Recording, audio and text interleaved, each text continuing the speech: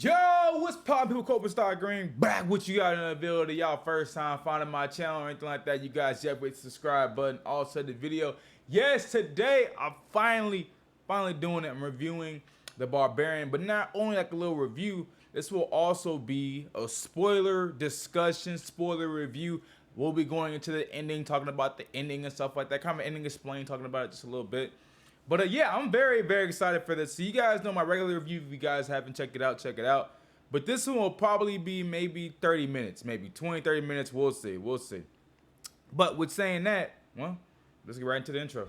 Finally, you, we got a problem, we got a problem, we got a problem, we got a problem, we got a problem, we got a problem, it's probably you, yeah, we got a problem, we got a problem, we got a problem, we got a problem, we got a problem. All right, let's talk about one of my favorite horror movies of the year. Yes, you guys have heard it.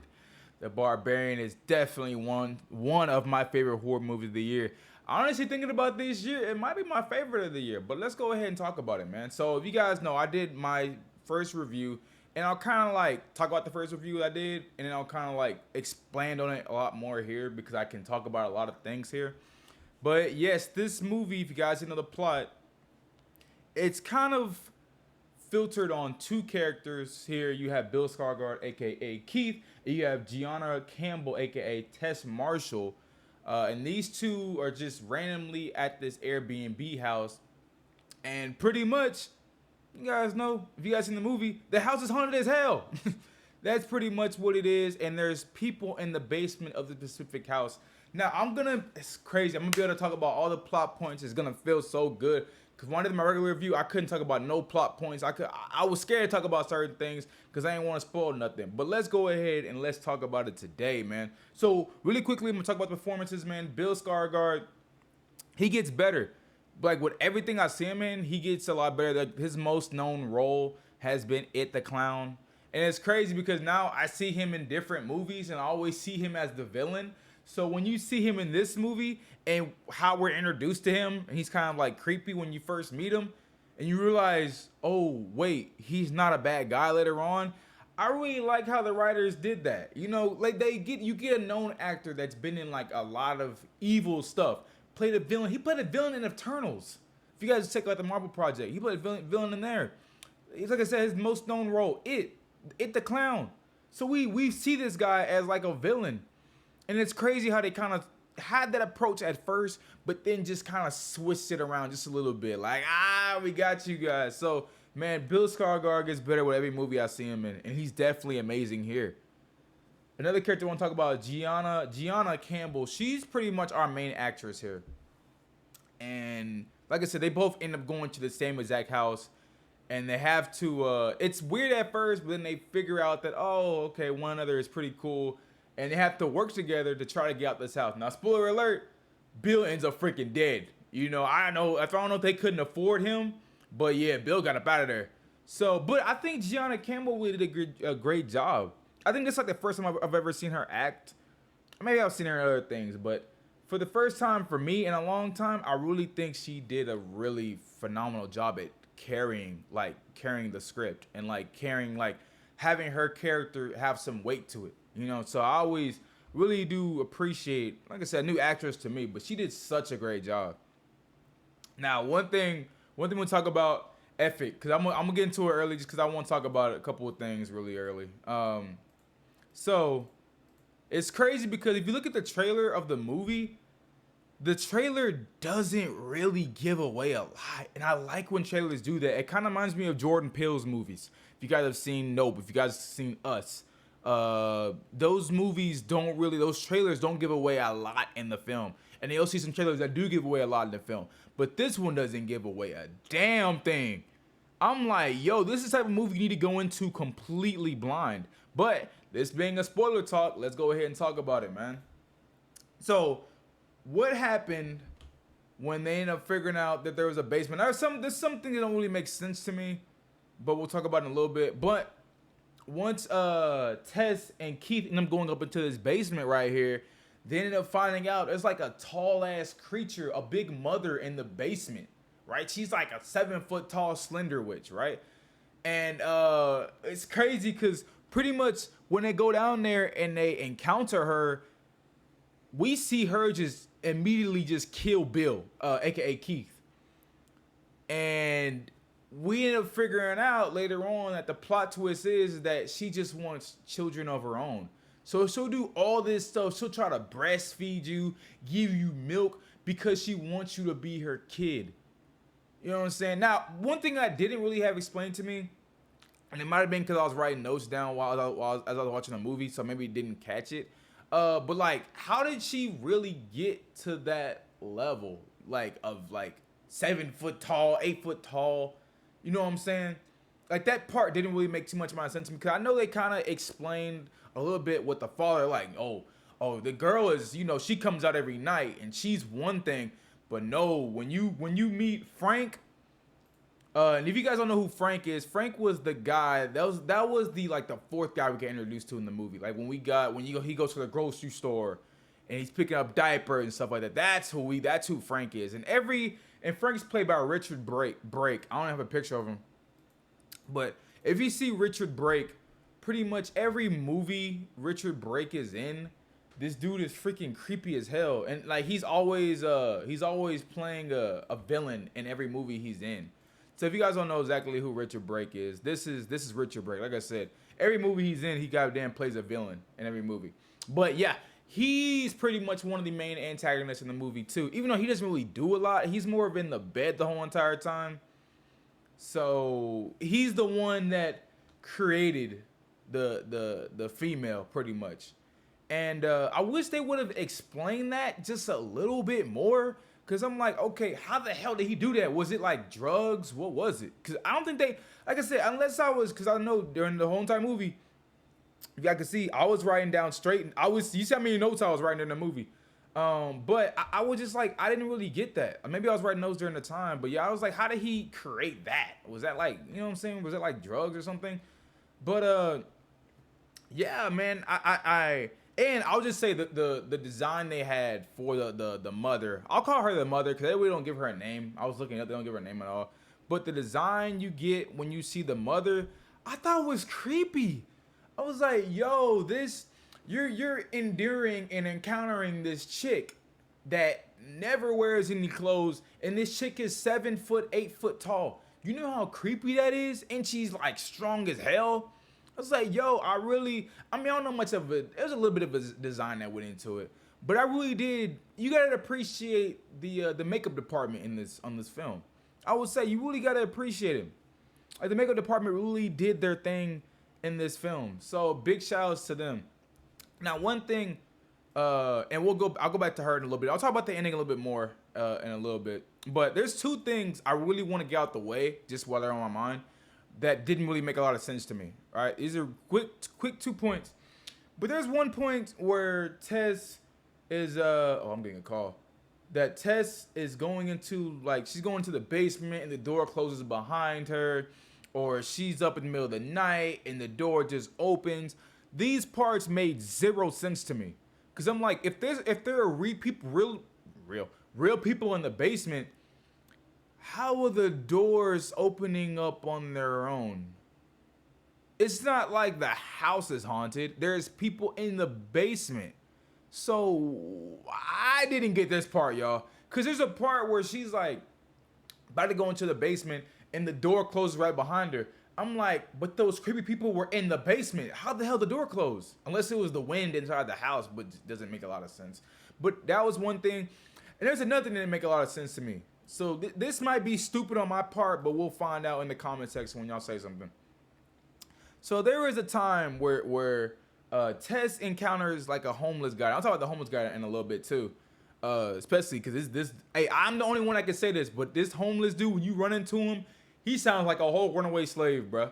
He's like, we must get out of the street because master's coming, you know what I'm saying, stuff like that. But he just sounds like a runaway slave. Only I can say that, all right? But so Tess encounters this guy, and pretty much he knows about the chick in the basement. He's like, oh yeah, she comes out every night. I'm like, it ain't nobody called the cops. Now I know when you first encounter the cops, and when she even encounters the cops, they is useless as hell. I know this, right? But why wouldn't they just call them at night? and be like, yo, if y'all just chill here just for a little bit, you're gonna see a creepy ass chick come out that house. You know, that's just a couple of nitpicks on me. Cause I'm like, it's not like this is just some secret that no one knows about. No, it's like people on the block know about this crazy chick that lives in this basement of this house. And like I said, you encounter the homeless dude, and he's pretty much there just for exposition. He's there to give us her backstory, how she was created, right?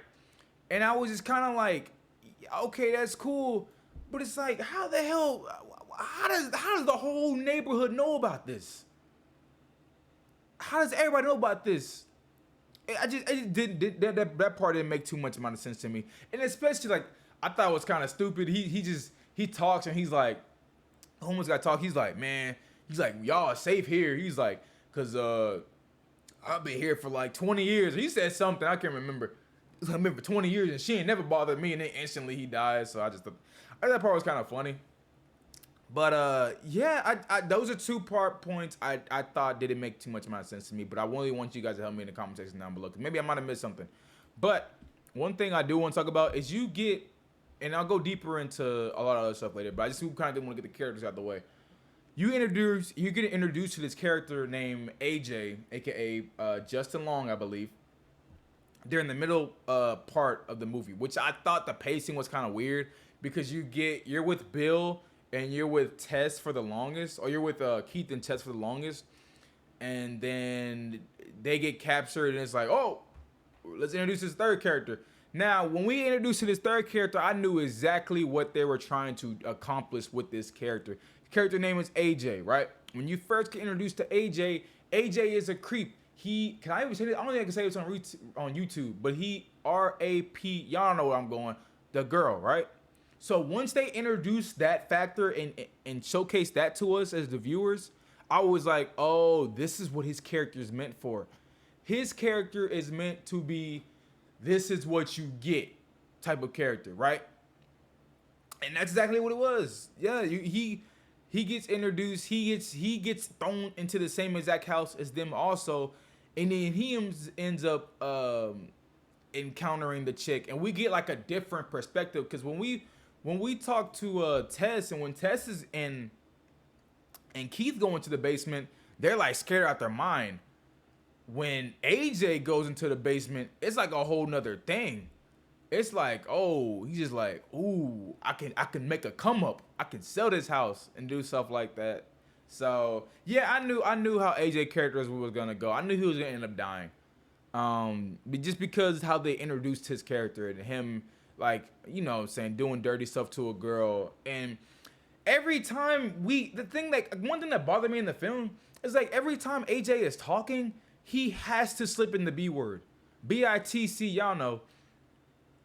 But it's like every time. And it's like, I understand, yes, he did something crazy to a girl. But do y'all gotta like just further prove it to us? Because he says the B word every 2 seconds. I didn't like that, man. I was just like, dude, this is excessive as hell. But whatever, man. But yeah, that's AJ. And the reason why we get introduced to AJ's character, like I said, was to be killed off and was to showcase another perspective and be like, yeah, you get what you fucking deserve, AJ. So we're gonna let these other characters survive. Well, Tess survive, but yeah, you gotta go, and we're gonna showcase it. And it was crazy because in the third act of the film, he kind of like has his redemption arc just a little bit, and he's kind of like, oh, you know what I did was so wrong, and I wish I could take it back. And then like literally 2 seconds later, he just says, he throws all of what he said out the window, and pretty much tries to sacrifice Tess and tries to kill Tess. And I'm like, what? I'm like, you had that whole arc, that whole redemption speech, how you gonna be a better man, and then 2 seconds later you try to go end up killing somebody to slow the big monster down. I was like, what the hell, dude? But I wish I could show you guys the creature, but she's not in the trailer at all. That's one thing. That's why I'm talking, I'm moving around trying to see the trailer, but I was like, I don't think I saw the creature in here at all. But yeah, that's the only reason why. And I appreciate Justin Long's acting, because I would hate to be a character that is accused of doing something dirty to a female and have to act that out. You know, I would hate to do that. But man, one thing I'll say about this film, I'll get more to the ending in just a little bit. But what I'll say about this film is this film has great camera work, utilizing great camera shots. There's points, maybe I'm a camera guy, but whenever I see like horror movies, especially movies like this, there is certain scenes where the camera will pan to a certain area and there's not really anything there unless you like really have to look and you'll see something. And I really appreciate the director telling the camera, all right, point your camera that way. And you'll look at like an empty hallway. And I really feel like they do a really great job in this movie at utilizing their camera shots. Maybe because I'm a camera guy. That's just something I just recognize when I see movies. But I think they did a really great job with that. This is a movie that I think will get better with the word of mouth because this ain't one of them regular horror movies. No, it gets better. Now, I know that the promotion for this movie was this was one of the greatest scary movies of all time. Or in the last couple of years. I did not see that at all. I don't even think I jumped. I think I was laughing throughout some of this film. So, no, I didn't. I think the suspense is done really well here. I think it's one of the best factors this movie has going for it. But nah, it ain't scary like that now. I've seen a lot scarier movies than this. I'm gonna be real. Movies that had me jumping out of my seat. But this doesn't mean you ain't gonna have fun in there. It's not gonna mean there's not no scary moments. There is definitely jump scares in this film. So that's not me saying that. But yeah, I thought that was a little bit overhyped, just a little bit on me or on their marketing. But that's what marketing has to do. They have to overhype their film to get people to see this. One thing I'm going to talk about, and then I'll probably get into the ending of the film, because I know the ending of the film is probably going to take me like 10 minutes just to talk about, it's crazy because whenever there's like that midpoint in the movie just completely shifts. I honestly thought like I was watching a different movie at that time. When we first get introduced to AJ, I was like, is this the same movie? Or am I tripping? You know, so I didn't like stuff like that. But y'all know it is what it is, man. Let's go ahead and talk about the ending really quickly. That means I'm just talking about pretty much the third act. So, you know, it's the point where Keith, aka Bill, ends up dying to that crazy chick. Tess is captured in the basement by the evil chick, and then AJ comes along and he ends up getting captured at the same time. It was crazy how like she got Bill like scared. I mean, Keith killed, but then like AJ, she's like no, and it's kind of like reverse, like how Bill was for her or how Keith was for her. It was kind of reversed with her and AJ. But you ended up figuring out that, like, in the third act of the film, it wasn't even the third act, it's pretty much second act, honestly, that the crazy chick really just, she's evil, but she just wants kids. And I don't know how I felt about that. I was like, oh, I'm kind of weirded out by this, you know? I was like, because I didn't know if this movie was rated R or not. I didn't know if it was P-13 rated R. But whenever you see a big chick, butt-ass, naked, 7 foot tall, I was like, this gotta be rated R. But let's go ahead and let's talk about the third act. So, pretty much in the third act, it takes a turn for the worse. I'll say that. It takes a turn for the worse. You said you get introduced AJ, Tess, crazy chick, but then there's another factor that you beat later on. Frank. Frank is still alive. Oh, shoot. I don't know why I even showed her. But Frank, played by Richard Blake, is in the basement. Every movie he's in, he's creepy. But he's also in the basement, right? And he's pretty much the reason why that crazy chick was created. And it's crazy because when you meet this homeless guy in the film, he tells Tess, he's like, hey, you see that crazy chick? She's not even the worst that comes out that house or that's in that house. No, it's this guy that's the worst. But you don't really get that showcase though. Because I'm thinking like, oh shoot, we about to see like him pop up. No, he just in a goddamn bed the whole entire time. So I was like, I don't even know I was confused. Why y'all even throw that line in there? How the hell would people even know about his ass being in the basement? He don't even leave. But yeah, pretty much. So it comes to that second act, I'm at third act, and we get to the point where Tess and AJ are actually able to escape.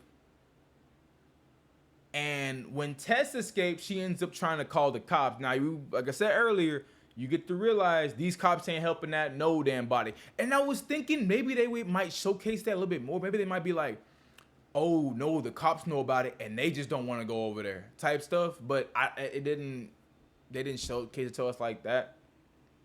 But Tess ends up coming back and she's like, F it, I'm going to kill this lady, right? So she comes back, ends up running the lady over, tries to go to the basement to go save AJ because pretty much she was trying to breastfeed this dude. So she goes to the basement to try to save AJ, and this was such a great shot, such a great shot. All you see is a freaking light. That's all you see. You see her point of view, and you just see a light, just a little bit of a light. You don't see AJ, you see this little bit of a light, and I thought that was such a great shot. Because you're like, oh my God, we know what that is, but she don't. And she ends up getting shot. Now, it was crazy how she didn't get shot in the head or anything like that. She got shot in the stomach. And her and AJ are able to leave the house. And then when she leaves the house, the crazy chick that she ran over in the beginning, that she pretty much destroyed the house to run her over, she finds out, oh shoot, this crazy chick is actually gone. And they pretty much are dipping, and the homeless dude ends up helping him out. Now, I was talking about the homeless guy earlier, and the fact that he's pretty much like, yeah, everybody knows about her and stuff like that, but you know, she won't come bother me. You know what happens 2 seconds later? She ends up killing the homeless guy, right? And then pretty much it's AJ and Tess versus the crazy chick, and she's on their ass like crazy, right? And there's a certain point where AJ's like, damn, well, I shot Tess earlier, so she's kind of wounded, so she's kind of slowing us down, and she's gonna get us caught by this chick. So, and it's crazy because AJ, before this, just had that little moment where he's like, I'm gonna be a better man, I'm gonna be better. And 2 seconds later, just says, 2 seconds later, he says, F all that, and oh shoot. And he ends up throwing freaking Tess off the balcony, and because, like I said, this creature, she just wanted to be a mother, and she wanted to learn how to be a mother. The creature, bro. If you ever play like Black Ops, and everybody got that little dive in Black Ops, that was the same way with that goddamn creature when Tess ended up jumping off. Oh, and when he ended up pushing Tess off, it was the same way with the creature. The creature did like this little bitty ass dive off there, because, like I said, she saw. Oh my God, I missed it. But she saw Tess as her daughter, right?